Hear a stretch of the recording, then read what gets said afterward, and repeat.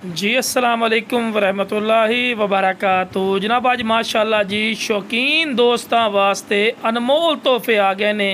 Video दे नाल अपने video ने स्किप नहीं करना कि तुहानू अच्छी तरह इन्फॉर्मेशन और डिटेल हो सी।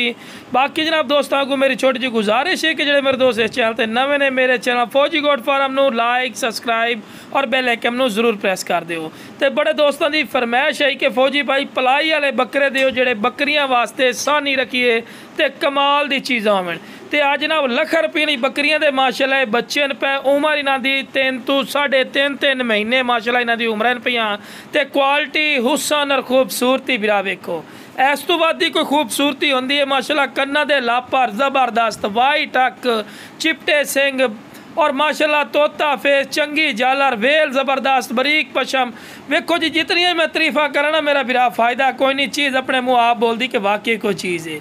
इन्हें लख रुपये वाली ब्रीड लेकिन इंशाअल्लाह फौजी गोट फार्म ते 1000 रुपये मिल सी। तो लो बिरा इस तो बाद दूसरे नंबर ते बकरा आ गए ने माशाअल्लाह भी नागरे कलर दे विच चिपटे सिंग वाइट अख कन्ना दे लापर जबरदस्त खूबसूरत वेल चिने दुम सीधी।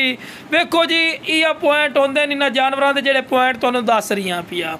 बाकी बिरा इस नस्ल के बच्चे अगर तुसी किसी रेवड़ वाले कोल चले जाओ ना मेरा बिरा तो घट्टो घट्ट जमदे बच्चे का भी लख रुपये डिमांड कर लेंदे। जेड़ा कहना कि फौजी बिरा इतना भी रेट नहीं होता मेरा भाई तू जाके रेवड़ वाले कोल पुछी जी नस्ल के पैसे तेनू पता लग सी।